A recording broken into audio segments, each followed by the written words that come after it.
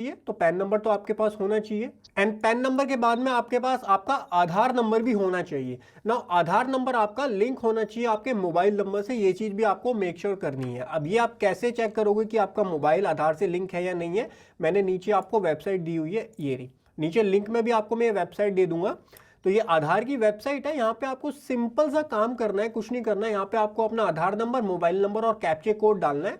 उसके बाद आप उस पर सेंड ओटीपी पे क्लिक करेंगे एंड सेंड ओटीपी पे आप क्लिक करेंगे, यहाँ पे लिखा जाएगा कि आपका जो मोबाइल नंबर है वो वेरीफाई हो गया हमारे रिकॉर्ड से। बिकॉज अगर आधार नंबर से करेक्ट मोबाइल नंबर आपका लिंक नहीं है तो आपके पास आधार ओटीपी नहीं आएगा और आप अपनी एप्लीकेशन को लास्ट में जाकर के वेरीफाई नहीं करोगे। इसीलिए स्टार्टिंग में सबसे पहला स्टेप जो आपको चेक करना है वो ये चेक करना है कि आपके आधार से आपका करेक्ट मोबाइल नंबर लिंक्ड है या नहीं है। ठीक है, इस चीज का ध्यान रखिएगा। ओके सर, सबसे पहले आपने चेक कर लिया आपका आधार नंबर लिंक है या नहीं है। पैन नंबर आपके पास आ गया है, 2 डॉक्यूमेंट्स आपके हो गए हैं। तीसरा डॉक्यूमेंट एक और इंपॉर्टेंट आ जाता है, पहले इसकी जरूरत नहीं होती थी बट आजकल इसकी जरूरत बहुत ज्यादा होने लग गई है, प्रोफेशनल टैक्स रजिस्ट्रेशन नंबर। अब सर ये क्या चीज होती है कि हमको ये भी पहले लेना पड़ेगा? काफी स्टेट्स में ऐसा होता है कि काफी स्टेट में ना आपको प्रोफेशनल टैक्स की रजिस्ट्रेशन की जरूरत पड़ती है। अगर आप कोई भी बिजनेस कर रहे हैं, जैसे आपको एक एग्जांपल देता हूं, वेस्ट बंगाल में अगर आप काम कर रहे हैं, कोई बिजनेस स्टार्ट करना चाहते हैं, तो आपको सबसे पहले वहां पे प्रोफेशनल टैक्स, पीटी नंबर बोलते हैं उसको, तो पीटी में रजिस्ट्रेशन करवाना पड़ेगा। सबसे पहले पीटी में रजिस्ट्रेशन करवाओ, फिर आपको यहां पर जीएसटी के लिए अप्लाई करना है। तो पीटी को मैं कैसे अप्लाई करते हैं उसके लिए मैंने सेपरेट वीडियो बनाई हुई है, डिस्क्रिप्शन में मैं लिंक दे दूंगा, वहां से चेक कर लीजिएगा।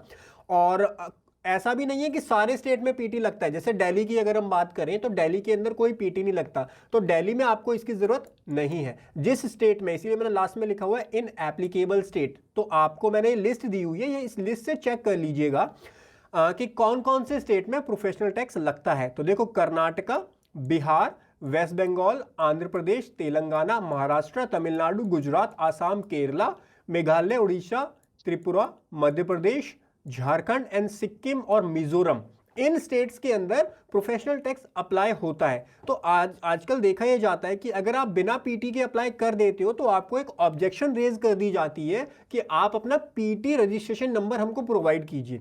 इसीलिए मैं आपको एडवांस में ये सारी चीजें पहले ही बता रहा हूं, सो दैट आपको कोई ऑब्जेक्शन बाद में ना आए। अगर आप इन स्टेट में फॉल करते हो जिनके नाम मैंने बताए हैं, इनका स्क्रीनशॉट ले लीजिएगा, तो आपके लिए मैंडेटरी है कि आप पहले प्रोफेशनल टैक्स में रजिस्ट्रेशन करवाएं।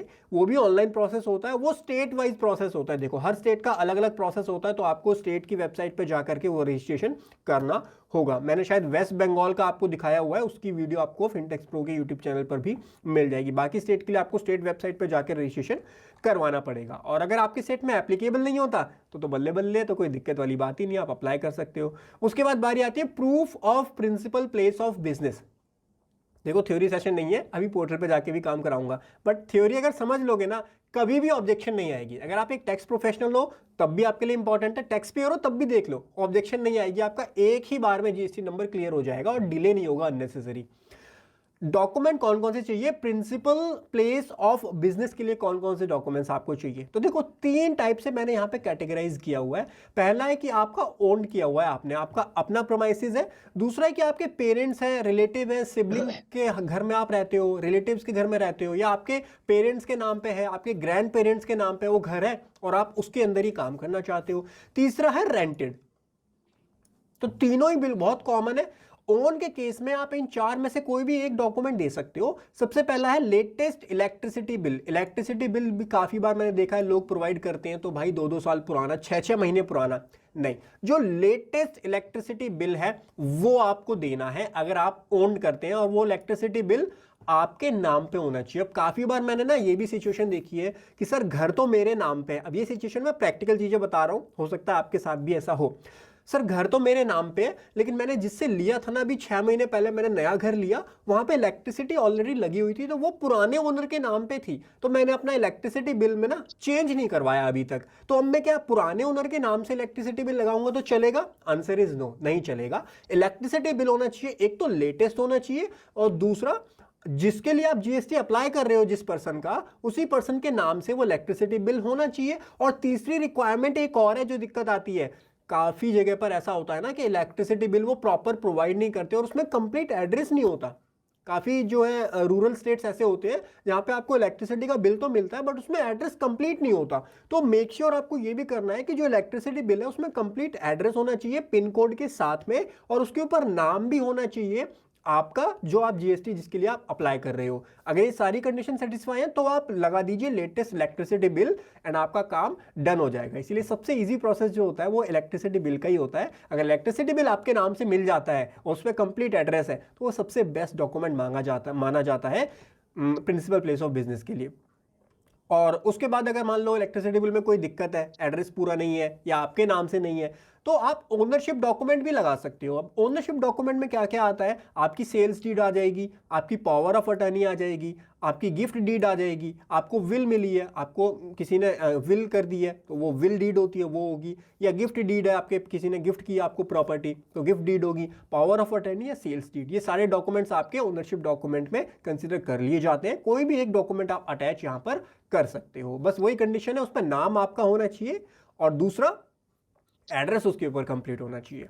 नेक्स्ट आता है म्युनिसिपल खाता कॉपी, ये आप लगा सकते हो, या फिर प्रॉपर्टी टैक्स रिसीट। तो इन चार में से 1 2 3 4 इन चार में से कोई भी डॉक्यूमेंट आप अटैच कर सकते हो अगर आपका अपना घर है और आप अपने घर में कमर्शियली काम करना चाहते हो। काफ़ी बार कंफ्यूजन ये भी आती है कि सर मेरा तो ना अपना रेजिडेंशियल हाउस है मेरा, तो क्या मैं रेजिडेंशियल हाउस में बिजनेस कर सकता हूं? देखो जीएसटी को कोई दिक्कत नहीं है, आपके स्टेट एमसीडी को म्युनिसिपल कॉर्पोरेशन को दिक्कत हो सकती है, बट जीएसटी कोई भी ऐसी रिस्ट्रिक्शन नहीं लगाता कि आप अपने रेजिडेंशियल हाउस से जो है वो बिजनेस नहीं कर सकते। तो जीएसटी में आपको कोई भी दिक्कत नहीं आएगी, आप अपने रेजिडेंशियल हाउस पर भी बिजनेस रन कर सकते हो। काफी सारे ऑनलाइन बिजनेस आजकल ऐसे होते हैं जो घर से ही रन करते हैं, लोग घर पे ही पूरा काम करते हैं, सारा सामान ले आते हैं और घर पे पैक करके उसको ऑनलाइन बेचते हैं, तो कोई दिक्कत नहीं आती। जीएसटी के अंदर कोई रिस्ट्रिक्शन ऐसी नहीं है कि आप रेजिडेंशियल हाउस के अंदर कमर्शियल एक्टिविटी नहीं कर सकते। हाँ वो बात जरूर है कि आपका जो स्टेट एडमिनिस्ट्रेशन है उसकी जो भी कंडीशंस है उस पर मैं कमेंट नहीं कर पाऊंगा। जीएसटी में कोई दिक्कत नहीं आएगी आपको। दूसरा आता है आपके पेरेंट्स के नाम पे अगर घर है, या आपके सिबलिंग्स के नाम पे है, आपके ग्रैंड पेरेंट्स के नाम पे घर है, तो उस सिनेरियो में क्या होगा, वहां पर आपको पहले तो any one document of ownership as mention above, इन चारों में से कोई एक डॉक्यूमेंट चाहिए। आपको इलेक्ट्रिसिटी बिल चाहिए अपने पेरेंट्स के नाम पे, ओनरशिप डॉक्यूमेंट जो कि आपके पेरेंट्स के नाम पे होंगे, म्युनिसिपल खाता कॉपी या प्रॉपर्टी टैक्स रिसीट, और साथ में चाहिए नोटराइज रेंट एग्रीमेंट या फिर एनओसी। दो ऑप्शन आते हैं यहाँ पे, मैंने एनओसी मेंशन नहीं किया शायद। या तो आपको रेंट एग्रीमेंट चाहिए या फिर आपको एनओसी चाहिए। देखो रेंट एग्रीमेंट आप अपने पेरेंट्स के साथ में रेंट एग्रीमेंट बना सकते हो, क्या कुछ गलत कर रहे हो? नहीं, आप रेंट एग्रीमेंट भी बनवा सकते हो, एनओसी भी आप बनवा सकते हो। एनओसी का मतलब होता है नो ऑब्जेक्शन सर्टिफिकेट। दोनों के फॉर्मेट मैंने आपको दिए हो, लेकिन दोनों नोटराइज्ड होने चाहिए। अब नोटराइज का मतलब क्या है, देखो बनाने को तो मैंने आपको फॉर्मेट दे दिया, लाइक मैं आपको एनओसी का फॉर्मेट एक दिखा देता हूँ, ये जीएसटी का एनओसी का फॉर्मेट है, ये सारे फॉर्मेट का लिंक मैं डिस्क्रिप्शन में दे दूंगा, आप फॉर्मेट बना लो। नोटराइज कैसे होंगे वो मैं अभी आपको बताता हूँ। देखो ये आपका एनओसी का सर्टिफिकेट है, यहाँ पे आप अपनी डिटेल्स डाल लो और साइन करके प्रॉपर इसका प्रिंट आउट निकाल के इस पे साइन कर लो। आपको रेंट एग्रीमेंट चाहिए, रेंट एग्रीमेंट का फॉर्मेट मैं आपको दे दूंगा डिस्क्रिप्शन में, इसको डाउनलोड कर लो, डिटेल फिल कर दो सारी, साइन करा लो, और विटनेस के भी साइन यहाँ पर होंगे, ये अभी मैं बताऊंगा कैसे आपको ये प्रॉपरली फिल करना है। इंपॉर्टेंट चीज आती है कि आपको खाली इसको फिल करके अपलोड नहीं करना, इसको नोटराइज करवाना पड़ेगा। नोटराइज के लिए आपको किसी एडवोकेट के पास जाना है, वो आपको ये डॉक्यूमेंट्स नोटराइज करके देगा, इस पे स्टैंप लगा करके और देगा। फिर क्वेश्चन आता है कि क्या सर कितने का हमको यहाँ पर स्टैंप लगवानी चाहिए। सो जनरल कॉमन प्रैक्टिस में आपको बताता हूँ 100 से लेकर 200 500 तक का जो है यहाँ पर बनता है आपका स्टैंप ड्यूटी। अगर आप पे कर देते हो तो कोई दिक्कत वाली बात नहीं है आपको। जनरल जो प्रैक्टिस हमारी रहती है, हम 100 रुपये के स्टैंप पे जो है ये रेंट एग्रीमेंट बनवाते हैं। अब जब पैसों की बात आई है तो एक क्वेश्चन और आ रहा होगा, सर कितनी फीस लगती है जीएसटी रजिस्ट्रेशन में? देखो जीएसटी रजिस्ट्रेशन करने के लिए मैं प्रोसेस आपको सिखाऊंगा आज। कोई फीस नहीं लेता जीएसटी डिपार्टमेंट, जीएसटी डिपार्टमेंट की तरफ से कोई फीस नहीं लगेगी, और इसमें ये ट्रांसपेरेंट है, इसमें कोई ऐसा नहीं है। लोग मार्केट में अलग अलग फीस लेते हैं, 500 से लेकर 2000 2500 3000 तक जीएसटी रजिस्ट्रेशन की फीस ली जाती है, लेकिन गवर्नमेंट को कुछ भी पे नहीं करना होता। लेकिन हाँ ओवरहेड खर्चे हो जाते हैं, जैसे ये इसमें 100 रुपये की स्टैंप ड्यूटी लगेगी, जो पर्सन इसको स्टैंप करेगा नोटराइज करेगा वो भी अपनी फीस लेगा कुछ ना कुछ, तो ओवरहेड एक्सपेंसेस तो थोड़े बहुत होते हैं, ठीक है। नोटराइज एनओसी भी लगाओगे तो एनओसी भी नोटराइज करवानी पड़ेगी आपको, इसको भी आप 100 रुपये के स्टैंप पेपर पे नोटराइज करवाएंगे तब अपलोड करेंगे। खाली साइन और स्टैंप साइन करके अपलोड नहीं करना, नोटराइज जरूर करवा लेना एक एडवोकेट से, ठीक है। तो दो फॉर्मेट में दे दूंगा, अगर आपको चाहिए वैसे फॉर्मेट उनके पास अवेलेबल होते हैं, उनके पास जाओगे वो आपको बना के दे देंगे। फिर भी आपको चाहिए तो मैं फॉर्मेट आपको प्रोवाइड कर दूंगा, ठीक है। सो एनओसी या फिर रेंट एग्रीमेंट आप पेरेंट्स के साथ में कर लो, वो अपलोड कर दो, और उसके साथ में ओनरशिप प्रूफ जो है वो अपलोड कर दो। उसके बाद में नेक्स्ट हमारा जो पॉइंट आता है दैट इज अगर रेंटेड है, ये भी बहुत कॉमन इंडिया में मिलता है कि रेंट पे अगर आपने लिया हुआ है तो रेंट वाले केस में आपको रेंट एग्रीमेंट देना पड़ेगा, ये भी आपका नोटराइज रेंट एग्रीमेंट रहेगा, और इलेक्ट्रिसिटी बिल देना पड़ेगा। अब ये इलेक्ट्रिसिटी बिल किसके नाम से होगा? ऑब्वियसली आपके नाम से तो अभी इलेक्ट्रिसिटी बिल होगा नहीं, ये होगा लैंडलॉर्ड के नाम से। तो इलेक्ट्रिसिटी बिल पहले हमको ये डॉक्यूमेंट नहीं देने होते थे, मैं क्लैरिफाई कर देता हूं, आप बिना इसको दिए भी कर सकते हो अप्लाई, बट मैंने देखा है 10 में से 6-7 एप्लीकेशन में ऑब्जेक्शन आ जाता है कि हमको लैंडलॉर्ड का इलेक्ट्रिसिटी बिल दे दो, लैंडलॉर्ड का पैन नंबर आधार नंबर दे दो। तो ये सारी चीजें जो मैं डॉक्यूमेंटेशन बता रहा हूं वो अपने एक्सपीरियंस के बेसिस पे बता रहा हूं, जिससे आपको कोई दिक्कत ना आए अप्लाई करने के बाद में, ठीक है। सो आप लेटेस्ट इलेक्ट्रिसिटी बिल प्रोवाइड कर दीजिए सबसे पहले तो लैंडलॉर्ड के नाम से जो है वो, उसके बाद में रेंट एग्रीमेंट जो है वो प्रोवाइड कर दीजिए, और विटनेस, 2 विटनेस के आपको डिटेल्स जरूर चाहिए। मैं आपको दिखा देता हूं, जैसे मैंने ये फॉर्मेट दिया सारे रेंट एग्रीमेंट में आपको मिल जाएगा। यहां पे नीचे ना विटनेस 1 और विटनेस 2, इसका नाम, पेन और address, complete name, complete PAN number और कंप्लीट एड्रेस दोनों विटनेस का आपको यहां पर देना है।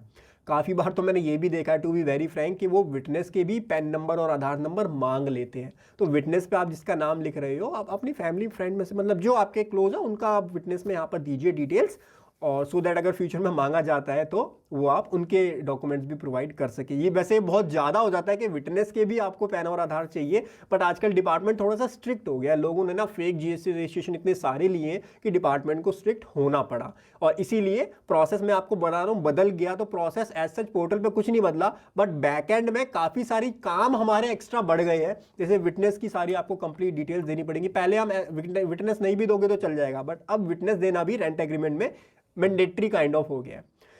2 विटनेस जरूर देने हैं आपको with complete pan and address, ठीक है, इस चीज का ध्यान रखिएगा। उसके बाद लैंडलॉर्ड का पैन नंबर और आधार नंबर, काफी बार ये देखा गया कि लैंडलॉर्ड तो अपना पैन और आधार दे नहीं रहा है।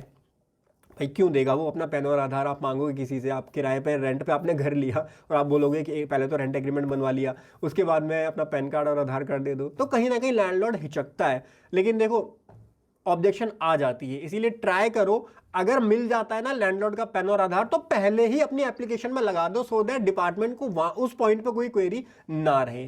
तो नहीं मिलता तो बिना पैन और आधार के आप अप्लाई कर दो, बट देयर आर चांसेस कि इस पॉइंट पर भी ऑब्जेक्शन आए और आपके लैंडलॉर्ड का पैन और आधार मांग लिया जाए। अब कहीं ना कहीं चीज थोड़ी सी अटपटी लगती है कि आप लैंडलॉर्ड का आधार पैन क्यों मांग रहे हो, जस्ट टू वेरीफाई कि भाई फेक रजिस्ट्रेशन नहीं है, कहीं फेक आपने एडिट वेडिट करके तो डॉक्यूमेंट नहीं प्रिपेयर किया, इसीलिए लैंडलॉर्ड का पैन और आधार यहाँ पर मांगा जाता है। डिपार्टमेंट थोड़ा सा स्ट्रिक्ट हो गया है। उसके बाद टेनेंट तो आप खुद है, जो जीएसटी अप्लाई कर रहा है टेनेंट तो वही है, तो आप अपना पैन और आधार तो जरूर दे दीजिए यहाँ पर, वो आप यहाँ पर अटैच कीजिए। तो रेंटेड के केस में सारे डॉक्यूमेंट आपको एक ही फाइल में लगाने होते हैं, ये सारे डॉक्यूमेंट एक फाइल में लगा करके आपको अपलोड करने होते हैं। मैं पोर्टल पे भी बताऊंगा किस तरीके से अपलोड किए जाते हैं। इसके अलावा हमारी बात आती है कि अगर आप किसी ऑर्गेनाइजेशन का कर रहे हो, किसी प्राइवेट लिमिटेड कंपनी का कर रहे हो, किसी ओपीसी का या एलएलपी का आप जीएसटी रजिस्ट्रेशन कर रहे हो, तो कुछ एक्स्ट्रा डॉक्यूमेंट्स आपको यहाँ पर चाहिए होते हैं। लाइक सबसे पहले तो सर्टिफिकेट ऑफ इनकॉर्पोरेशन आपको चाहिए उस एलएलपी का, उस ओपीसी का या फिर उस प्राइवेट लिमिटेड का। उसके साथ में आपको ऑथराइजेशन लेटर चाहिए, क्योंकि ऑथराइज सिग्नेटरी जो है उसको अपॉइंट किया जाता है जीएसटी के अंदर कि कौन जो है उसको साइन करेगा, तो एक ऑथराइजेशन लेटर होता है। इसका भी फॉर्मेट मैंने आपको शायद दिया है, ये रहा ऑथराइजेशन लेटर। जितने भी फॉर्मेट्स है ना, ये सारे फॉर्मेट्स मैं आपको नीचे डिस्क्रिप्शन में सबका लिंक दे दूंगा, तो आप ये फॉर्मेट्स को डाउनलोड कर सकते हो, और ये जो नोट्स मैं आपको बता रहा हूँ नोट्स भी आप वहाँ से डाउनलोड कर सकते हो। उसके बाद पैन एंड आधार चाहिए आपको सारे डायरेक्टर्स के या फिर सारे पार्टनर्स के। एलएलपी पार्टनरशिप फर्म है तो आपको उनके चाहिए, और डायरेक्ट प्राइवेट लिमिटेड है तो आपको डायरेक्टर्स के चाहिए होंगे यहाँ पर पैन और आधार, उनकी डिटेल्स आपको फिल करनी होती है जीएसटी पोर्टल पे, मैं अभी दिखा दूंगा। कुछ इंपॉर्टेंट पॉइंट, प्रोफेशनल टैक्स वाला पॉइंट मैंने आपको बता दिया। जिस स्टेट में पीटी अप्लाई होता है वहां पर आप ट्राई कीजिए पीटी आप पहले लो, पीटी नंबर पहले लो, उसके बाद जीएसटी रजिस्ट्रेशन की तरफ जाओ। नेक्स्ट आता है maximum document size is 1 MB। अब ये बात आपको बहुत कॉमन सी लगेगी कि सर ये बताने वाली बात क्या है, लेकिन जब आप अप्लाई करने के लिए जाओगे ना, आपको सबसे ज्यादा सिरदर्दी यही होगी, बिकॉज जब इतने सारे डॉक्यूमेंट आप एक फाइल के अंदर बनाने की कोशिश करोगे ना, तो वो 1 MB को क्रॉस हो जाएगा। फिर आप क्या करोगे, उसको कंप्रेस करोगे तो उसकी क्वालिटी खराब हो जाएगी, कुछ दिखेगा ही नहीं डॉक्यूमेंट में है क्या। तो ये टास्क कैसे किया जाता है ना, प्रैक्टिकल चैलेंज आपके साथ मैं डिस्कस करूंगा, खाली ये थ्योरी पढ़ाने थोड़ी आया हूं आज मैं। तो जो एक्सपीरियंस हम फेस करते हैं वो मैं आपके साथ डिस्कस करने वाला हूँ। तो कैसे 1 MB में आपको वो पूरी फाइल प्रिपेयर करनी है, कैसे कंप्रेस करना है, कौन से टूल है जिससे आप कंप्रेस करोगे, मर्ज करना है कोई PDF वो कैसे करोगे वो भी बताऊंगा। थर्ड है ऑनलाइन टूल आप यूज कर सकते हो, ये वेबसाइट है, ये मैं आपको, आपने शायद सुना भी हो, आई लव PDF करके वेबसाइट होती है। आधार को मोबाइल, आधार नंबर पे मोबाइल लिंक है या नहीं है उसके लिए ये वेबसाइट है, ये मैंने आपको स्टार्टिंग में बता दिया था। Turnover limit for GST registration मैंने यहाँ पे दी हुई, किस स्टेट में कितनी टर्नओवर लिमिट है वो आप यहाँ से चेक कर सकते हो। इसके अलावा अगर आप वॉलेंट्री बेसिस पर रजिस्ट्रेशन करना चाहते हो, जैसे मेरी टर्नओवर तो अभी सर मैंने बिजनेस स्टार्ट किया है, मैं तो वॉलेंट्री बेसिस पर रजिस्ट्रेशन जो है वो लेने जा रहा हूँ, तो आप वॉलेंट्री बेसिस पे भी ले सकते हो। और अगर मेक श्योर कीजिए कि सारे डॉक्यूमेंट, आपका जो डॉक्यूमेंट्स है उस पर कंप्लीट बिजनेस एड्रेस होना चाहिए, ठीक है। तो ये कुछ बेसिक नोट्स थे, डॉक्यूमेंट्स की रिक्वायरमेंट थी जो मैंने आपके साथ डिस्कस की। अब ज़्यादा थ्योरी में नहीं चलेंगे, अब डायरेक्ट GST पोर्टल पे आ जाओ। लेकिन ये सारे पॉइंट्स, ये डॉक्यूमेंट सबसे पहले तैयार करके रख लेना। डॉक्यूमेंट तैयार करके नहीं रखोगे तो मेरी वीडियो पॉज कर करके डॉक्यूमेंट तैयार करने के लिए जाओगे, अटक जाओगे। इसीलिए मैंने पहले आपको पूरे प्रोसेस बता दिया कि कौन कौन से डॉक्यूमेंट्स हमको कंप्लीट चाहिए। उसके बाद सबसे पहले यहाँ पर आपको क्या है, एक TRN नंबर जनरेट करना है। 2 पार्ट होते हैं GST रजिस्ट्रेशन के। पार्ट 1 में हम TRN नंबर जनरेट करेंगे, पार्ट 2 के अंदर हमारी फाइनल एप्लीकेशन फाइल की जाएगी। तो पार्ट 1 में सबसे पहले आपको यहाँ पर I am a सेलेक्ट करना है कि आपका स्टेटस क्या है। मैंने नोटिस किया है कि यहाँ पर भी लोग गलत चीज़ें जो है वो सेलेक्ट कर लेते हैं। यहाँ पे काफ़ी सारे ऑप्शन आएंगे, जैसे कि आपका टैक्स पेयर है, टैक्स डिडक्टर है, टैक्स कलेक्टर है, E-कॉमर्स। मैंने तो देखा है कि एक पर्सन ने, उसको ऑनलाइन सेलिंग करनी थी अमेजोन के ऊपर, उसने क्या किया, जैसे रजिस्ट्रेशन करवाया और उसको दिख गया E-कॉमर्स, तो उसने E-कॉमर्स पे टिक कर दिया। तो आप किसी प्रोफेशनल को जब दे रहे हो ना 500 रुपये, 1000 रुपये, 2500 रुपये, 3000 रुपये, वो इसी चीज़ के लेता है, बिकॉज उसको पता है कि ये जो टैक्स कलेक्टर E-कॉमर्स लिखा है ना, इसका मतलब है कुछ और। इसका मतलब जब अमेजोन अप्लाई करेगा ना अपने GST के लिए, या जब फ्लिपकार्ट अपना GST अप्लाई करेगा ना, तो फ्लिपकार्ट को नॉर्मल GST के साथ में ये वाला भी फ्लिपकार्ट के लिए रिक्वायर्ड होता है टैक्स को कलेक्ट करना, अमेजोन के लिए रिक्वायर्ड होता है टैक्स को कलेक्ट करना, स्नैपडील के लिए रिक्वायर्ड होता है, मिंत्रा के लिए रिक्वायर्ड होता है। उसके ऊपर आप तो सेलिंग कर रहे हो भाई, आप अमेजोन थोड़ी हो, बात समझ रहे हो, आप अमेजोन नहीं हो, आप अमेजोन के प्लेटफॉर्म पे सेल कर रहे हो, आप तो एक ऑनलाइन सेलर हो। Online seller is a different thing, e-commerce operator is a different thing. ये जो E-कॉमर्स लिखा हुआ है ये E-कॉमर्स ऑपरेटर्स के लिए लिखा हुआ है। तो अगर आप एक ऑनलाइन सेलर हो, उस सिनेरियो में आपको यहां पर सिलेक्ट नहीं करना है। फिर GST प्रैक्टिशनर है, नॉन रेजिडेंट टैक्सेबल पर्सन है, यूनाइटेड नेशन बॉडी है, देन एम्बेसी है, फॉरेन कंट्री की, अदर नोटिफाइड पर्सन है, non resident online service provider है। अब देखो ये non resident online service provider है, ये अलग होता है, इसमें भी आप फॉल नहीं होगे। आप एक नॉर्मल टैक्स पेयर हो तो आपको सेलेक्ट करना है टैक्स पेयर, इतनी सिरदर्दी आपको लेनी ही नहीं है। सो टैक्स पेयर पे आपको सेलेक्ट करना है, आपको अपना स्टेट सेलेक्ट करना है, जो भी आपका एप्लीकेबल स्टेट है वो आप सेलेक्ट कीजिए। डिस्ट्रिक्ट आपकी आ जाएगी, डिस्ट्रिक्ट आप यहाँ से सेलेक्ट कर सकते हैं। लीगल नेम आपको यहाँ पर डालना है। अब लीगल नेम जब आप डालेंगे तो ध्यान रखिए, आपको यहाँ पर अपना बिजनेस का नेम नहीं डालना है, आपको डालना है जो आपके पैन कार्ड के ऊपर आपका लीगल नेम, यहाँ पे देखो मेंशन भी है, एज मेंशन इन पेन, जो आपके पैन कार्ड के ऊपर आपका नाम लिखा हुआ है, कंप्लीट नेम। आपको यहाँ अपना ब्रांड नेम, ट्रेड नेम, ये सारी चीज़ें नहीं देनी है, आपको लीगल नेम देना है जो कि आपके पैन कार्ड के ऊपर मेंशन्ड है। इस चीज़ का ध्यान रखिएगा, ठीक है। तो वो आप नेम यहाँ पर देंगे। उसके बाद आपको अपना पैन नंबर डालना है, परमानेंट अकाउंट नंबर जो आपका होता है वो पैन नंबर आप यहाँ पर मेंशन करेंगे। उसके बाद नेक्स्ट है ईमेल एड्रेस डालिए, मोबाइल नंबर डालिए, एंड उसके बाद में कैप्चा कोड डालिए एंड प्रोसीड कीजिए। तो ये तो बहुत सिंपल सा प्रोसेस है, बस ये टैक्स पेयर वाला पॉइंट आपको समझना था, बाकी तो बेसिक सी डिटेल्स हैं। आप यहाँ पर बेसिक डिटेल डाल करके प्रोसीड पे क्लिक करेंगे। सो जैसे ही आप प्रोसीड पे क्लिक करेंगे तो जितने भी GST नंबर आपने अभी तक अप्लाई किए हैं वो उसका स्टेटस आपको दिखाएगा, उसकी सारी डिटेल्स आपको दिखाएगा कि कौन कौन से आपके अप्रूव हुए हैं, कौन कौन से रिजेक्ट हुए हैं, वो सारी डिटेल्स आपको यहाँ पर दिखाएगा। आपको प्रोसीड पे क्लिक करना है। डाउनलोड करना चाहते हो डेटा डाउनलोड भी कर सकते हो, और प्रोसीड पर आपको यहाँ क्लिक करना है। प्रोसीड पे क्लिक करने के बाद जो मोबाइल नंबर और ईमेल आईडी आपने दिया उस पर OTP आएगा, OTP डाल के आपको प्रोसीड करना है। एंड जैसे ही प्रोसीड करेंगे आपका पार्ट A कंप्लीट हो जाएगा एंड आपका TRN नंबर यहाँ पर जनरेट हो जाएगा। TRN number temporary reference number होता है जो कि यहाँ पर जनरेट हो गया है। आपके मोबाइल पे भी मैसेज आ जाएगा एंड आपकी मेल पर भी ये चला जाएगा। इसको जो है आपको कॉपी करना है एंड देन प्रोसीड करना है। प्रोसीड करके यहाँ पे आपका TRN नंबर डालने की डिटेल आ जाएगी। देखो अभी हमने न्यू रजिस्ट्रेशन पे क्लिक किया था, अब हमारा पार्ट 2 स्टार्ट होगा जहाँ पे हमको अपना TRN नंबर यहाँ देना है, कैप्चा कोड डालना है एंड देन प्रोसीड करना है। सो TRN नंबर डालने के बाद आपको OTP डालना है जो कि आपके मोबाइल और ईमेल दोनों पे आया होगा एंड फिर आप प्रोसीड करेंगे। यहाँ पे आपकी GST REG 1 जो होती है, बेसिकली GST नंबर अप्लाई करने की एप्लीकेशन होती है, तो ये आपकी क्रिएट हो जाएगी। अभी ड्राफ्ट स्टेटस में है। यहाँ पे आपको एडिट का ऑप्शन दिख रहा होगा, इस पे आप क्लिक करेंगे तो आपका कंप्लीट फॉर्म यहाँ पर ओपन हो जाएगा। देखो गाइज, यहाँ पर भी आपको एक अलर्ट दिख रहा होगा, जो कि मैंने आपको स्टार्टिंग में बता दिया था कि आप जो है वेरीफाई कर लो कि आपका मोबाइल नंबर आपके आधार से लिंक है या नहीं है, इस वेबसाइट पर जाकर के। और ये वेबसाइट मैंने आपको स्टार्टिंग में बता दी थी कैसे आपको वो काम करना है। उसके बाद यहाँ पे नीचे आप देखेंगे तो सबसे पहले बिजनेस डिटेल आएगी, उसके बाद प्रोमोटर्स की डिटेल है, ऑथराइज सिग्नेटरी, रिप्रेजेंटेटिव। मैं एक एक स्टेप आपको समझा देता हूँ तो आप इजीली समझ जाओगे। सो सबसे पहले आपको बिजनेस की डिटेल यहाँ पर डालनी है। यहाँ पर आपको दिख रहा होगा आपका लीगल नेम, ये ऑटो फिल होकर के आता है। आपका पैन नंबर यहाँ पर अपने आप फिल होकर के आएगा। एंड उसके बाद में डेट ऑफ क्रिएशन जब आपने क्रिएट की वो आपका आएगा। Date of creation of PAN, आपका पैन आपने कब क्रिएट किया था उसकी डेट आ जाएगी। यहाँ पर आपको डालना है ट्रेड नेम। अब ट्रेड नेम का मतलब क्या होता है? ट्रेड नेम का मतलब ये होता है कि जो आपका ब्रांड नेम है, जिस नाम से आप काम करना चाहते हो, वो ट्रेड नेम आप यहां पर डाल सकते हो। जैसे आपका नाम है, मान लो लक्ष्य आपका नाम है फॉर एग्जांपल, तो लक्ष्य नाम है और आप कंपनी आपकी किस नाम से है? लक्ष्य ट्रेडर्स नाम से है, तो आप यहां पर ट्रेड नेम में मेंशन करोगे लक्ष्य ट्रेडर्स। ठीक है। लीगल नेम हमने स्टार्टिंग में डाल दिया था जहां पे आपका कंप्लीट नेम आएगा लक्ष्य, लेकिन यहां पर आपको अपना ट्रेड नेम डालना है, जैसे लक्ष्य ट्रेडर या लक्ष्य कंसल्टेंसी, जो भी आपका नाम है वो आप कंप्लीट नेम, ट्रेड नेम यहां पर डालेंगे। उसके बाद ऑप्शन आता है कॉन्स्टिट्यूशन ऑफ बिजनेस क्या है आपका। सो कॉन्स्टिट्यूशन ऑफ बिजनेस में देखेंगे यहाँ पे काफी सारे ऑप्शन आते हैं। तो फॉरेन कंपनी है, लिमिटेड लायबिलिटी, पार्टनरशिप है। एक इंडिविजुअल को क्या सेलेक्ट करना होता है वो मैं आपको बता देता हूँ। इंडिविजुअल के लिए यहाँ पर आपको ऑप्शन मिल जाएगा प्रोप्राइटरशिप। प्रोप्राइटरशिप आप सेलेक्ट करेंगे। अगर आप कोई और पार्टनरशिप फॉर्म है जो भी एप्लीकेबल है आप वो सेलेक्ट करेंगे। मैं आपको प्रोप्राइटरशिप का जीएसटी नंबर लेना सिखा रहा हूं। प्रोप्राइटरशिप पे क्लिक कीजिए। उसके बाद नेम ऑफ स्टेट जो है ये आपका ऑटोमेटिकली यहां पर आ जाएगा। नीचे जाएंगे आपको दो ऑप्शन मिलेंगे, इसको आप ध्यान से समझ लीजिएगा। यहां पर काफी बार लोग गलती कर देते हैं। पहला ऑप्शन है are you apply for registration as a casual taxable person. अब कैजुअल टैक्सेबल पर्सन ना एक नॉर्मल रजिस्टर्ड पर्सन नहीं होता। इसमें आपको एक स्पेसिफिक लिमिट के लिए, कुछ टाइम लिमिट के लिए आपको जीएसटी नंबर दिया जाता है। किनको ये लेना होता है मैं वो भी समझा देता हूँ। जैसे मान लो दिल्ली के अंदर ट्रेड फेयर लगता है हर साल।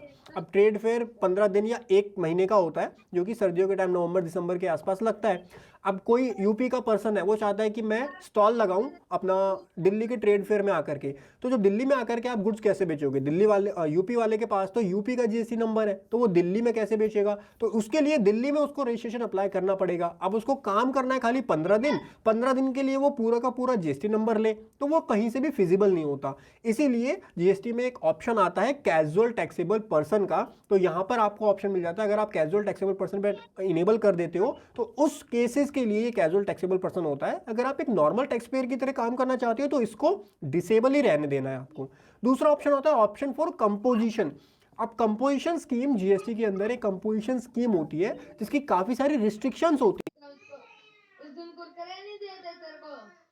मैं आपको डिस्क्रिप्शन में लिंक दे दूंगा। कंपोजिशन स्कीम में क्या होता है, गवर्नमेंट ने बोला कि हम आपसे ना जीएसटी का रेट कम लेंगे, लेकिन आपको कोई आईटीसी का बेनिफिट नहीं देंगे, आप किसी दूसरे स्टेट में नहीं बेच पाओगे। तो कंपोजिशन स्कीम में अगर आप जाते हो तो बहुत सारी लिमिटेशंस, कंडीशंस आपके ऊपर लग जाती हैं और आपको वो जो रिड्यूस रेट है जीएसटी का वो मिल जाता है। तो अगर आप इसमें जाना चाहते हो ना तो बहुत ध्यान से जाना, बिकॉज इसमें काफ़ी सारी रिस्ट्रिक्शंस होती हैं। और स्पेशली अगर आप ऑनलाइन बेचना चाहते हो तो आप पूरे इंडिया में बेचोगे, फिर तो आप इसमें वैसे नहीं जा पाओगे। तो कंपोजिशन स्कीम को पहले समझ लेना ध्यान से, उसके बाद इसको इनेबल करना अगर आप जाना चाहते हो तो। अदरवाइज आप इन दोनों ऑप्शंस को डिसेबल रहने दीजिए। उसके बाद आता है रीजन फॉर ऑब्टेन रजिस्ट्रेशन। यहां पर भी काफी लोग जो है वो कंफ्यूज हो जाते हैं कि सर रीजन हम क्या सेलेक्ट करें। अब यहां पे आपको मैं रीजन शो करता हूं, काफी सारे रीजन आपको यहां मिल जाएंगे। सबसे पहला रीजन जो आ रहा है वो आ रहा है क्रॉसिंग दी थ्रेशोल्ड लिमिट। जब मैं स्टार्टिंग में वीडियो में आपको दिखा रहा था तब मैंने आपको कुछ लिमिट्स बताई थी, और ये वाली लिमिट्स थी कि टर्नओवर लिमिट क्या होती है जीएसटी में रजिस्ट्रेशन करने के लिए। किसी स्टेट में 10 लाख है, 20 लाख है, गुड्स अगर आप खाली बेच रहे हो तो वहाँ 40 लाख है। तो अलग अलग टर्नओवर की लिमिट होती है। तो अगर आपकी टर्नओवर लिमिट वो क्रॉस हो जाती है तो आप कौन सा ऑप्शन सेलेक्ट करेंगे? Crossing the threshold. आप इंटरस्टेट सप्लाई करना चाहते हैं तो आप ये सेलेक्ट कर सकते हो। काफ़ी सारे ऑप्शन आपको यहाँ मिल जाएंगे। ई कॉमर्स ऑपरेटर भी आ गया, और एक और ऑप्शन आता है selling through e commerce operator, ये भी आपका आ गया। और एक आता है वॉलेंट्री बेसिस का। देखो मैं अपना आपको पर्सनल एक्सपीरियंस बताऊं, हम दो ही ऑप्शन यहाँ पर सेलेक्ट करते हैं क्लाइंट के लिए।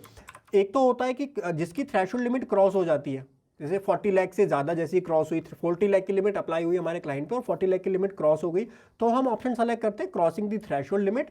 अदरवाइज जो हमारे लिए रहता है 99% केसेस में हम वॉलेंट्री बेसिस पर ही यहाँ पर अप्लाई करते हैं।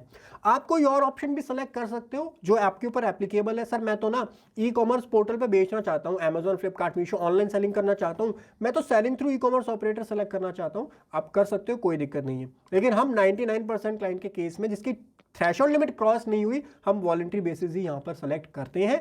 और अगर थ्रेशोल्ड लिमिट क्रॉस हो गई तो क्रॉसिंग द थ्रेशोल्ड लिमिट यहाँ पर सेलेक्ट करते हैं। ठीक है, सो आज के केस स्टडी में भी हम लेंगे voluntary basis. Date of commencement of business आपकी क्या है, तो यहाँ पर आपको date of commencement of business, जिस डेट को आप अप्लाई कर रहे हो उस डेट को यहाँ पर आप डाल सकते हो कि आज जो है हम बिजनेस कमेंस कर रहे हैं, इसलिए हम आज अपना जीएसटी अप्लाई कर रहे हैं। अगर आप पहले की डेट डालते हो ना तो काफ़ी बार क्या होता है, मैं आपको देखो प्रैक्टिकल चीज़ बता रहा हूँ, ऐसा नहीं है कि हवा हवाई कुछ भी भर दो। यहाँ पर अगर आप यहाँ पर मान लो 1 महीने पहले की डेट डालोगे तो आपसे काफ़ी बार ना एक क्वेश्चन पूछने जाएगा कि ये बताओ कि आपने 1 महीने पहले बिजनेस स्टार्ट किया, क्या उसका प्रूफ है आपके पास। तो ऐसी क्वेरीज भी ऑब्जेक्शन भी डिपार्टमेंट की तरफ से आ जाती हैं। तो अगर आप कंफर्टेबल हो आप आज की डेट डाल दो, बिकॉज हम वॉलंटरी बेसिस पर ले रहे हैं, हमारी थ्रेशोल्ड लिमिट तो क्रॉस नहीं हुई, आप आज की डेट डाल दो और आज की डेट में आप अप्लाई कर दो जीएसटी नंबर के लिए। नेक्स्ट आता है इंडिकेट एग्जिस्टिंग रजिस्ट्रेशन। अब यहाँ पर आपके पास काफ़ी सारे ऑप्शन आते हैं।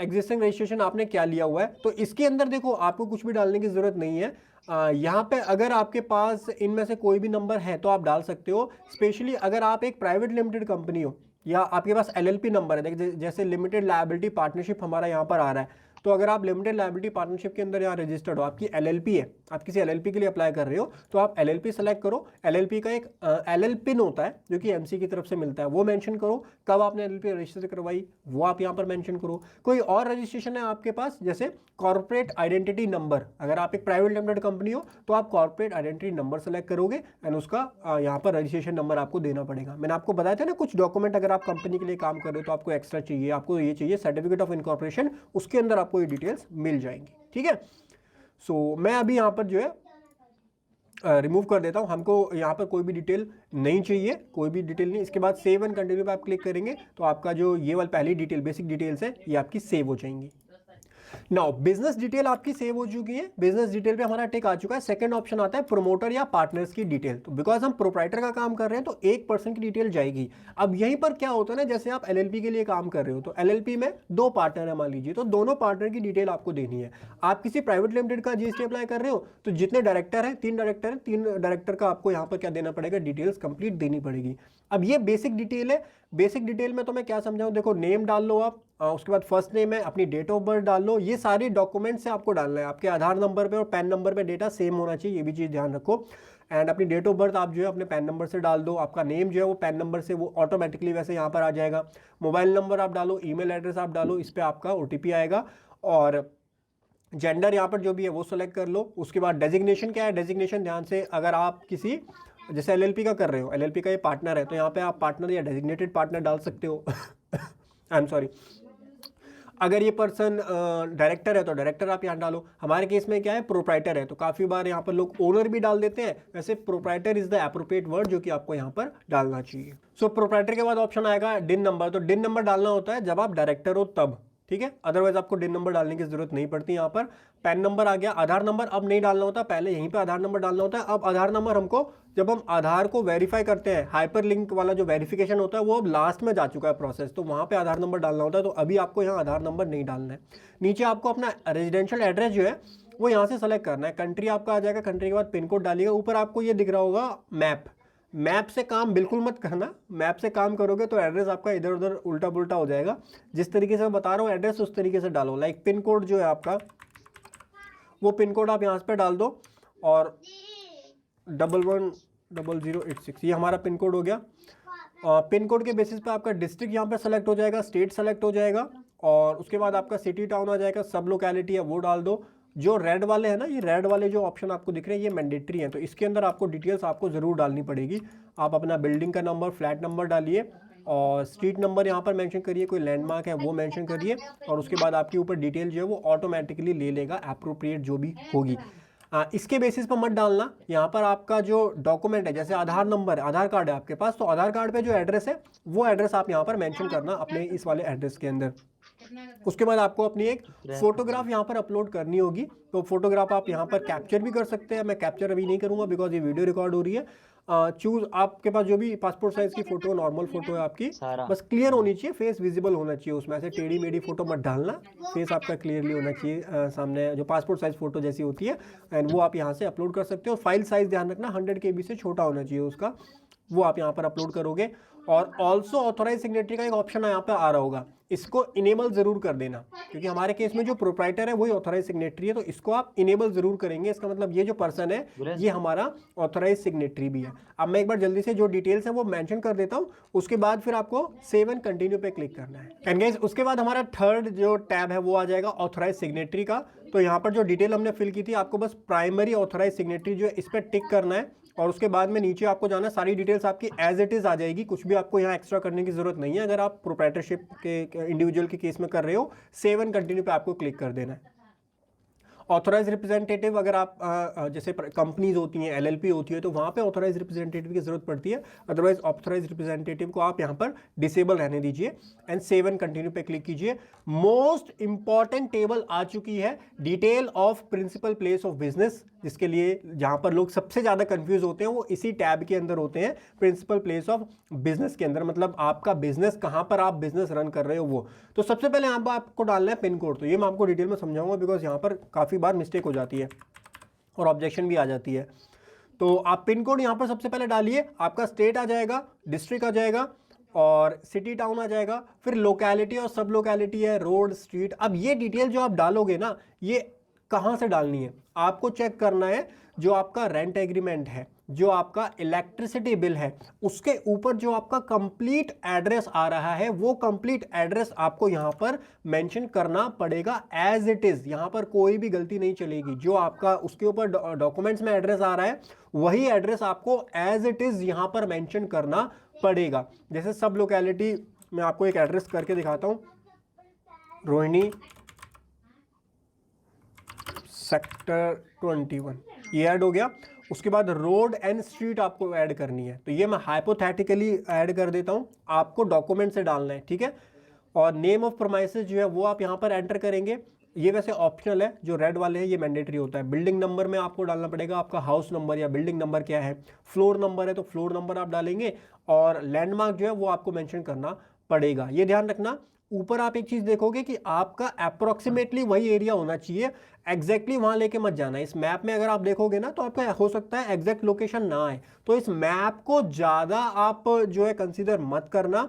आप जो एड्रेस मेंशन कर रहे हो वो एड्रेस आपका करेक्ट होना चाहिए, और मैप में जस्ट देख लेना कि जैसे दिल्ली है तो भाई आपके आसपास का एरिया आ रहा हो, ऐसा ना हो कि यूपी बिहार का कोई यहाँ पर एड्रेस आ रहा हो, वो तो ऑब्वियसली वही आएगा क्योंकि पिन कोड जब आपने वो डाला है तो आपका आसपास का एरिया ही मैप के अंदर आ रहा होगा। ये चीज मेक श्योर जरूर कर लेना बस, बाकी डिटेल्स आप मैन्युअली अपने डॉक्यूमेंट्स के अकॉर्डिंग यहाँ पर मेंशन करेंगे, इस चीज का ध्यान रखिएगा। नेक्स्ट पॉइंट आता है स्टेट जुडिक्शन या फिर वार्ड नंबर क्या है। तो यहां पर आपका जो आपने पिन नंबर डाला वहां से वार्ड ऑटोमेटिकली आ जाएगा, हमारे केस में वार्ड 63 आ रहा है। अगर आपका वार्ड यहां पर नहीं आ रहा है या 2 3 4 वार्ड आ रहे हैं तो उसमें आप क्या सेलेक्ट करोगे, उसके लिए आपको अपने स्टेट की वेबसाइट पे जाना है। जैसे दिल्ली का हम कर रहे हैं तो दिल्ली के लिए दिल्ली वैट की वेबसाइट होती है, दिल्ली वैट की वेबसाइट पे जाके आपको उसका जुडिक्शन नंबर जो है जुडिक्शन नंबर मिल जाएगा, कौन सा आपका पिन कोड का क्या जुडिक्शन नंबर है। हमारे केस में ऑटोमेटिकली आ गया तो हमने वार्ड 63 यहाँ पर सेलेक्ट कर दिया।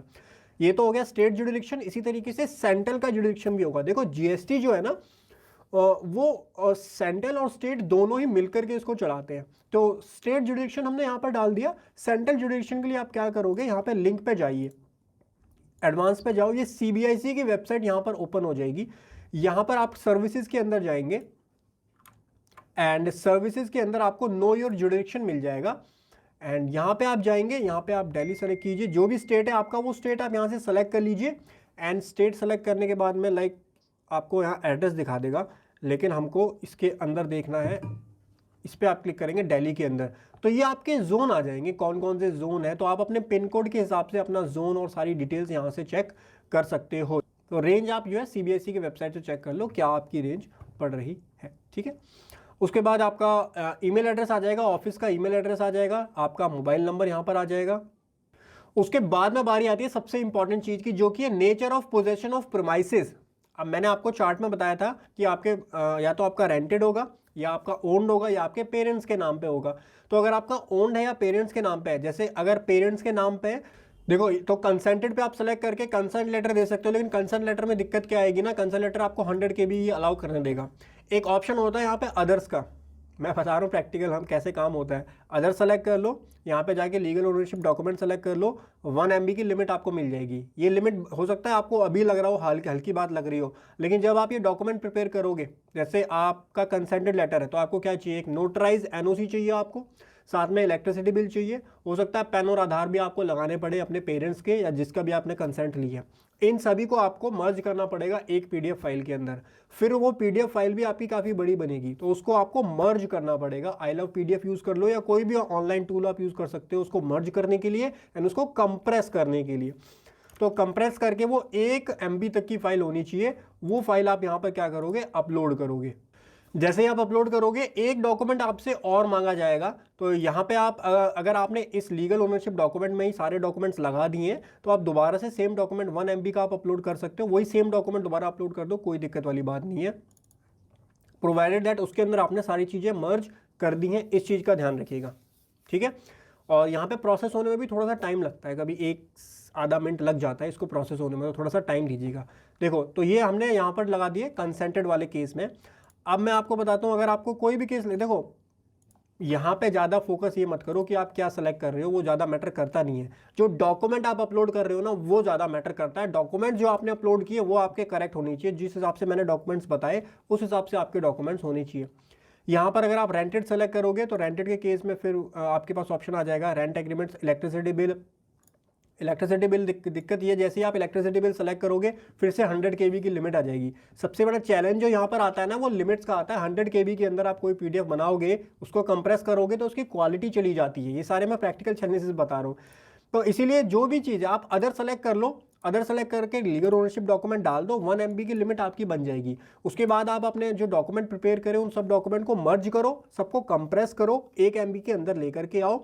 और डॉक्यूमेंट जो जो चाहिए वो मैंने आपको स्टार्टिंग में ही डिटेल में बता दिए थे कि जो केस आपका फॉल करता है वो डॉक्यूमेंट आप सारे अरेंज कर लो और सारे एक फाइल के अंदर, एक PDF के अंदर लगा लो एंड उसको क्या कर दो, कंप्रेस कर दो, 1 MB के अंडर वो लेकर के आ जाओ एंड उसके बाद फिर उसको आप यहाँ पर अटैच कर दो, ठीक है। सो मैं यहाँ पर डॉक्यूमेंट्स एक बार अटैच करता हूँ, फिर आगे कंटिन्यू करेंगे। एंड इसकी टेंशन मत लेना कि सर मेरा तो ओन्ड है या मेरा तो रेंटेड है और मैं यहाँ पे अदर सेलेक्ट कर रहा हूँ तो ऑब्जेक्शन नहीं, उससे कोई ऑब्जेक्शन नहीं आएगी, उसकी टेंशन आप मत लो, उसकी कोई ऑब्जेक्शन कभी नहीं आती है। डॉक्यूमेंट जो लगाओगे आप, डॉक्यूमेंट के बेसिस पर ही आपकी ऑब्जेक्शन जो है वो आएगी। ओके गाइस, डॉक्यूमेंट आप जब अपलोड कर दोगे तो यहाँ पे देखो मैंने दोनों जगह सेम डॉक्यूमेंट अपलोड किया, बिकॉज हमने एक ही फाइल के अंदर सारी चीज़ें कंप्रेस करके डाल दी थी, तो वो मैंने यहाँ अपलोड कर दी। उसके बाद nature of business activity carried out at the above mention premises, क्या क्या बिजनेस एक्टिविटी आप करोगे, वो आपका वेयर हाउस है, फैक्ट्री है, रिटेल बिजनेस है, वर्क कॉन्ट्रैक्ट है, इंपोर्ट है, ऑफिस है आपका। तो जो भी एप्लीकेबल है वो सारी चीज़ें आप यहाँ पे सेलेक्ट कर लो। क्या आपका एडिशनल प्लेस ऑफ बिजनेस है कोई, तो वो आप यहाँ सेलेक्ट करो। एक चीज़ ध्यान रखना, अगर आपका कोई एडिशनल प्लेस ऑफ बिजनेस है या कोई ब्रांच है वो आप यहाँ सेलेक्ट करते हो, वो आप ऐड करोगे, उसका भी प्रूफ आपको देना पड़ेगा। जैसे आपने इसका प्रूफ दिया, यहाँ पे आपने जो डॉक्यूमेंट्स दिए वो डॉक्यूमेंट आपको एडिशनल प्लेस ऑफ बिजनेस के भी देने पड़ेंगे। सो अगर आपका है तो यहाँ से आप इनेबल कीजिए और इससे नेक्स्ट स्टेप में आप उसको ऐड करेंगे। हम अभी इसे डिसेबल रहने देते हैं एंड सेव एंड कंटिन्यू पे क्लिक करते हैं। उसके बाद हमारा एडिशनल प्लेस ऑफ बिजनेस आता है, बिकॉज हमने नहीं डाला था तो यहाँ पे हमको कोई डिटेल देने की जरूरत नहीं है, हम यहाँ पे डायरेक्टली कंटिन्यू पे क्लिक करेंगे। उसके बाद बारी आती है गुड्स और सर्विस की, तो आपको HSN वाइज यहाँ पर HSN समरी देनी है टॉप 5 कमोडिटीज़ की। टॉप 5 कमोडिटीज़ जो आप बेच रहे हैं उसकी गुड्स और उसका HSN नंबर आपको यहाँ देना है। तो HSN आप डायरेक्टली यहाँ से सर्च कर सकते हो या फिर नेम से भी सर्च कर सकते हो। तो हम बेसिकली सर्विसेज देते हैं, तो सर्विसेज के अंदर जैसे एजुकेशनल सर्विस है तो यहाँ पर हम एजुकेशन लिखेंगे, एजुकेशनल सर्विसेज आ गया, ये हमने यहाँ पर ऐड कर दिया। तो आप यहाँ पर जो टॉप 5 सर्विसेज है वो ऐड कर सकते हो। अगर गुड्स बेच रहे हो तो टॉप 5 कमोडिटीज़ जो है वो सर्च कर लो, उसका HSN कोड मिल जाएगा एंड वो आप यहाँ पर करेक्टली दे सकते हो, ठीक है। एंड उसके बाद सेव एंड कंटिन्यू पे आप क्लिक करेंगे। उसके बाद बारी आती है स्टेट स्पेसिफिक इन्फॉर्मेशन की। तो वैसे तो जनरली ये फिल करने की ज़रूरत नहीं होती, लेकिन अगर आप किसी ऐसे स्टेट में रहते हो जहां पर प्रोफेशनल टैक्स अप्लाई होता है, जैसे वेस्ट बंगाल हो गया, महाराष्ट्र हो गया, मैंने आपको लिस्ट दी थी स्टार्टिंग में, उस स्टेट में अगर आप अप्लाई कर रहे हो तो यहां पर आपको professional tax registration certificate number होता है एक, रजिस्ट्रेशन सर्टिफिकेट नंबर, यहां पर पीटी नंबर जरूर देना है, वरना ऑब्जेक्शन आ जाती है। और जनरली मैंने देखा है कि आजकल ऑब्जेक्शन आ रही हैं अगर आप किसी ऐसे स्टेट में रहते हो जहां पीटी मैंडेटरी है और आप बिना पीटी के जीएसटी के लिए जाओगे तो पीटी के ऑब्जेक्शन वो रेज कर देते हैं। तो इसीलिए आप पीटी का RC number, registration certificate number जो है वो यहाँ पर मेंशन करेंगे अगर आप उन स्टेट में रहते हैं। अदरवाइज आप इसको स्किप कर सकते हो, बिकॉज हम अभी दिल्ली का क्लाइंट है हमारा ये, तो हम यहाँ पे स्किप करेंगे एंड सेव एंड कंटिन्यू पे क्लिक करेंगे। उसके बाद में मोस्ट इंपॉर्टेंट ऑप्शन आपका आ जाता है जो कि है आधार ऑथेंटिकेशन से रिलेटेड। अब आधार ऑथेंटिकेशन पे एक चीज ध्यान रखिएगा, यहाँ पर इनेबल यस जरूर कीजिएगा, अगर यस नहीं करोगे तो फिजिकल वेरिफिकेशन हो जाएगा, फिर इंस्पेक्टर आपके पास आएगा, और जब इंस्पेक्टर आता है तो आपको पता है फिर वैसे एक तो डिले होगा, उसके बाद वो अपनी रिपोर्ट भेजेगा, फिर अप्रूव होगा, तो उसमें काफ़ी ज़्यादा टाइम लग जाता है। आधार ऑथेंटिकेशन ऐसा प्रोसेस है, सिंपली 5 से 10 मिनट में आपके पास मेल पे आ जाएगा लिंक, और उस लिंक से आप जो है आधार ऑथेंटिकेशन कर पाओगे। तो ये प्रोसेस बहुत इजी रहता है। नीचे आपकी डिटेल्स आ रही होंगी, डिटेल ध्यान रखिएगा, आपकी मेल आईडी करेक्ट होनी चाहिए, बिकॉज आपकी ईमेल के ऊपर ही वो लिंक आएगा। मेरे पास काफ़ी क्वेरीज आती है कि सर मेरे पास मेल नहीं आई आधार ऑथेंटिकेशन की। तो पहली चीज़ तो मेल आने में 5 से 10 मिनट लगते हैं, तो 5 से 10 मिनट का वेट करना। अगर उसके बाद भी नहीं आ रही तो चेक कर लेना मेल आईडी तो गलत नहीं डाल दी कहीं आपने, मेल आईडी गलत डाली है तो उसको ठीक करना। उसके बाद में आपके पास आपकी ईमेल पर ये मेल आएगी, ठीक है, और ये डिटेल करके आपको नेक्स्ट पे क्लिक करना है। एंड लास्ट में आपके पास ऑप्शन आ जाता है वेरिफिकेशन का। तो वेरिफिकेशन में आप टिक कीजिए यहाँ पर नेम ऑफ ऑथराइज सिग्नेटरी और प्लेस अपना सेलेक्ट कीजिए।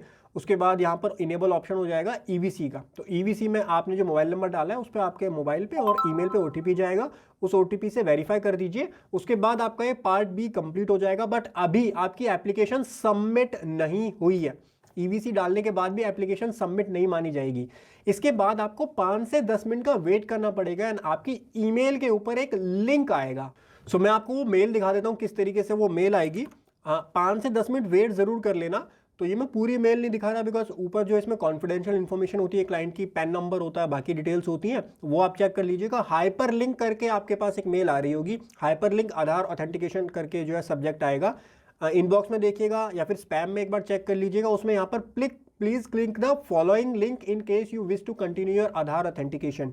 तो जैसे ही आप इस पर क्लिक करेंगे, ये लिंक शायद एक्सपायर ना हो गया हो, ये एक्सपायर हो गया है बिकॉज हमने इसका आधार ऑथेंटिकेशन ऑलरेडी कर दिया है। ये मैं किसी दूसरे क्लाइंट का दिखा रहा हूँ। बहुत सिंपल स्टेप है, आप समझ लो क्या स्टेप करना है। आप जैसे यहाँ क्लिक करोगे, यहाँ पे आपका डिटेल्स आ जाएंगी। आपको अपना आधार नंबर सबसे पहले यहाँ पे मेंशन करना है।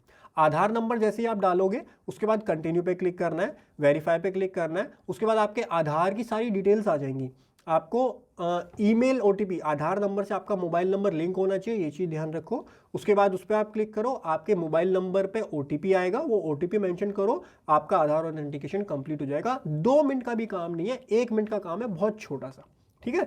इस तरीके से आपको अपना आधार ऑथेंटिकेशन कंप्लीट करना है। और ध्यान रखना, जब आप अपना आधार ऑथेंटिकेशन सक्सेसफुली जब तक कंप्लीट नहीं करोगे तब तक एप्लीकेशन सबमिट नहीं मानी जाएगी। तो जब आप ये कंप्लीट कर दोगे तब आपकी एप्लीकेशन सबमिट हो गई है। और उसके बाद विद इन 7 वर्किंग डेज के अंदर अगर सब कुछ ओके रहता है तो आपका जीएसटी नंबर अप्रूव होकर के आपकी मेल के ऊपर आ जाएगा। इस चीज का ध्यान रखिएगा। ऐसी इंफॉर्मेटिव वीडियोस के लिए भी सब्सक्राइब जरूर कर लीजिए हमारे चैनल फिनटेक्स प्रो को, और हंसते रहिए, मुस्कुराते रहिए। Bye bye, take care.